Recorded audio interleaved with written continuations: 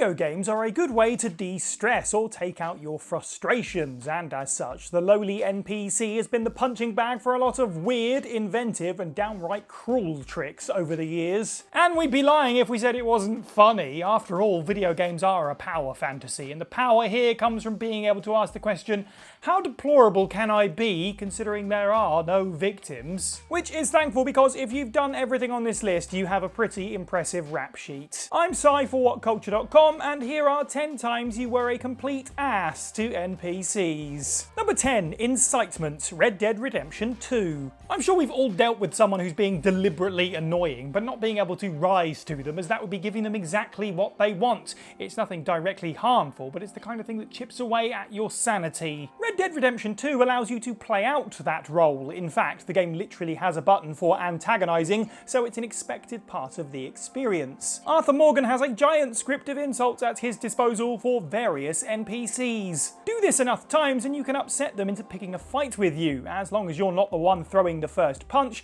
you'll lose no honour in these little misunderstandings. But even better is when you don't need to fight back and let others handle the situation. If anyone is caught firing a weapon in residential areas like Saint Denis, then they will attract the presence of lawmen who will gun them down in order to keep everyone else around them safe. So ergo, if you find an NPC you decide you don't like, you can bait them into a fight, stay out of the way when they get too mad, and then watch the law do your dirty work for you. The game might not tell you you've lost honour, but if you had a good conscience, you'd feel it. Number 9, freeze-dried doorman, Tomb Raider 2. In Tomb Raider 2, Lara faces down the likes of dinosaurs, giant spiders, and lumbering men made of stone, but perhaps her most renowned foe is Winston Smith. Or at least that would be the case if measured by which character in the game players were cruelest to. The inclusion of Croft Manor in the PlayStation 1 run of Tomb Raider games was a stroke of genius, as it not only demonstrated Lara's affluence, but also gave players a safe area to practice her variety of tank-controlled moves. In Tomb Raider 2, she's joined by the Croft family butler Winston, who follows her around the map rattling a tea tray with his arthritis-suffering wrists. Inside the home is a big walk-in freezer, and yes, Winston will even trail Lara in here in case she gets a bit thirsty. Naturally, of course, the first time any player realises they can get out and shut the door on poor Winston, they do. In defence of every single subscriber to our channel who no doubt did this, the developers for 2015's Rise of the Tomb Raider made reference to it in a letter written by Winston recounting the story of a young Lara doing the very same. So perhaps we were all partaking in some cosmic video game destiny, canonically speaking.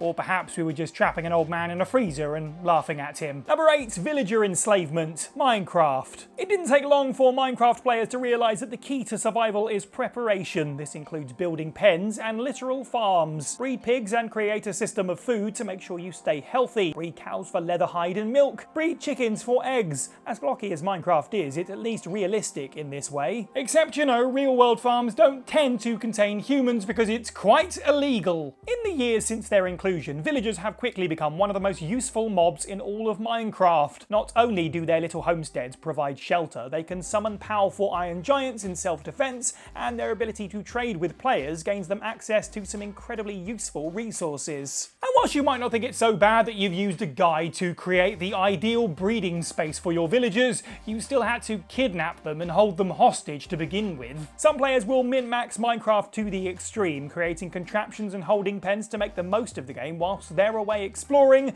which at this point just makes these humanoid creatures a wheel in your perverse machine. Look into their cold dead eyes and see your heart reflected back at you, you monster. Number 7, Ride to Nowhere, Rollercoaster Tycoon and Theme Park World. It's one thing to randomly pick on NPCs around you, but in some games they're your currency. In the likes of SimCity, Theme Park Hospital and other Sim-style games, your success is reliant on the number of non-specific NPCs that come your way, as well as their well-being. For example, in the likes of Rollercoaster Tycoon and Theme Park World, you need to make sure your amusement park has clean toilets, a good selection of food, and some enjoyable rides. And of course, best of all, you get to design those rides yourself. Just make sure one end connects to the other, or your customers might... oh, no, wait, there they go. Absolutely every single player of these games has done this at least once, and why?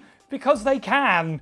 Which then begs the question, what else can they do? There is a shocking number of creative ways to make sure your guest's visit is to die for, including all manner of rides and elevators to nowhere, or just those that go so fast that the car comes flying off the track whether it's complete or not. And then you can watch with twisted joy as the next set of guests get on, somehow oblivious to the ride's death count. Number 6, Soldier Missiles, Metal Gear Solid 5 The Phantom Pain. MGS5 might not be everyone's favourite iteration in the long-standing series, but its gameplay sometimes could be quite frankly addictive. Putting the stealth sim into an open world expanded the franchise in the kind of weird and wonderful ways that should be expected out of Hideo Kojima and company. After all, the auteur is famous for putting some truly iconic and downright hilarious tools at the player's disposal over the years, like hiding from guards in cardboard boxes or distracting them with dirty magazines. One of the Phantom Pain's biggest additions were the recovery balloons, which are designed to be used to airlift down soldiers and valuable assets off the field. Unsurprisingly, players found ways to abuse the system by strapping the balloons to enemy soldiers and watching them shoot into the air. This is hardly the end though. Why not strap some C4 to a soldier and send him flying into an enemy helicopter? It'll save you some cash on rockets if you can make a cheap, messy manned explosive. But what's perhaps worse than inflicting punishments like lifting and dropping crates on unsuspecting soldiers is that it can also include your own allies. Better yet, your buddies will simply get airlifted out of the situation since you can't actually lethally harm them. And if you can't lethally harm NPCs, well then let's face it, they're ripe for exploitation. Number 5, Penguin Punishment, Mario 64. Behind the large smiling face of Super Mario lurks darkness. After all, the plumber-cum-hero has spent most of his career stomping on turtles. When his dinosaur companion Yoshi joined the series, players realised that they could jump off their new pal and leave him to drop into a pit for some sweet airtime.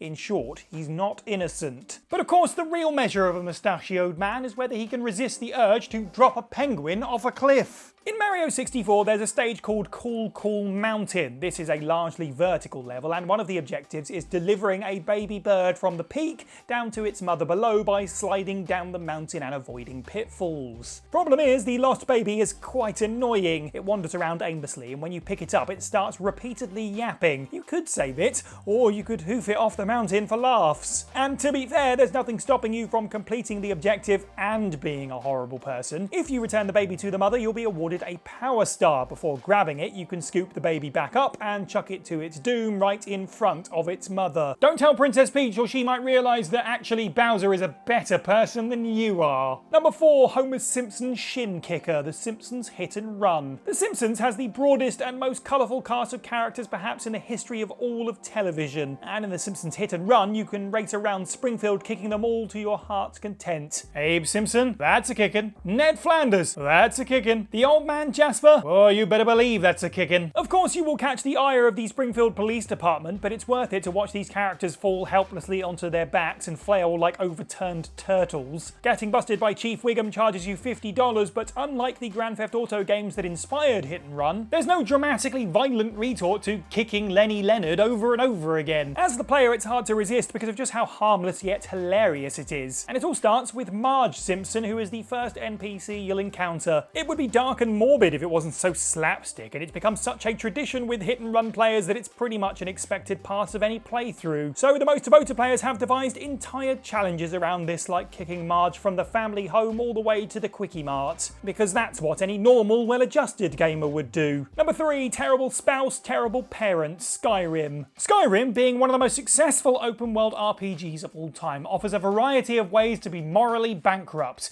but nothing hits home quite like, well, home life. In Skyrim, it's possible to marry a decent number of NPCs, and just like in real life, you can be a real gold digger and select your spouse based not on how you like their personality so much as what's in it for you. Some spouses will cook meals for you, some will set up shops for you, and the best of the bunch can be recruited as extremely useful travelling companions who will join you in combat. Or you can absolutely marry a would-be adventurer or warrior and then just leave them at home while you go gallivanting around the world. There's something truly distressing about snuffing out the potential and spirit of an NPC in this way. If you want to truly be a despicable person though, you can saddle your partner with your adopted kids. But surely adopting orphans is a good deed. That is, of course, forgetting that if you kill an NPC with kids, their poor offspring will be sent to the orphanage. So you can take in the kids of the parents you just murdered like some kind of villain in that child's heroic origin story. Unless they're the kids of Lemkill, offing this grouchy git and saving his progeny is always morally correct.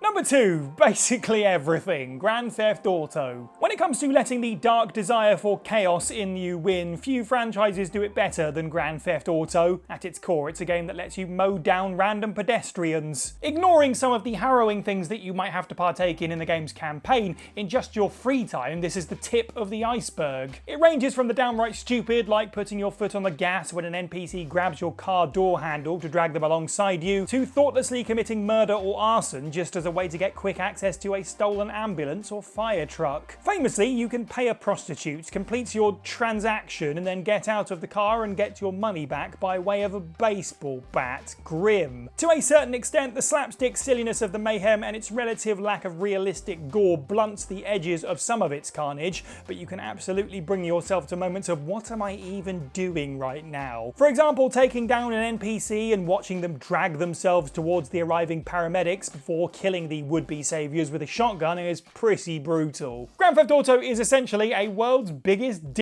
simulator. Number 1, living only to die, The Sims. The Sims is probably best described as playing with dolls, but electronically. You create one or more additions to the existing digital neighbourhood, move them into a building and help guide them through life. Practicing skills, enjoying hobbies, building a career and fostering relationships. It can be many things, from wish fulfillment to simply a way to pass the time. On the other end entirely though, of course, it can perhaps become the darkest and most twisted game out there. After all, there's something truly unsettling about taking the well-meaning and usually upbeat Sims and putting them through hell. And worst of all, we've all done it. It can be something as simple as removing the ladder from the pool so that exhausted Sims drown, to trapping them in a room with nothing but roaring fireplaces and wooden chairs and waiting for the inevitable. Of course, there's a meta conversation to be had about whether the Sims you're controlling are playable characters or not, but all the same, nothing is stopping you from murdering those who just so happen to wander onto your lot. The repairman just came to fix the broken coffee machine, and yet somehow he's found himself in a Simlish horror movie. Trapped in a room with no doors and 4 other Sims, nowhere to sleep or pee, and an unjust god by the name of Player. Speaking of video game cruelty, there are some difficulty modes in games that are so bad they might as well be considered torture, and we ran down some cruel difficulty modes in this video on screen now. In the meantime, don't forget to leave a comment down below. There are lots of ways to be to NPCs, and I want to read all of them. Make sure to like this video. Head over to WhatCulture.com for more content every day. I've been Cy for WhatCulture, and have a good week.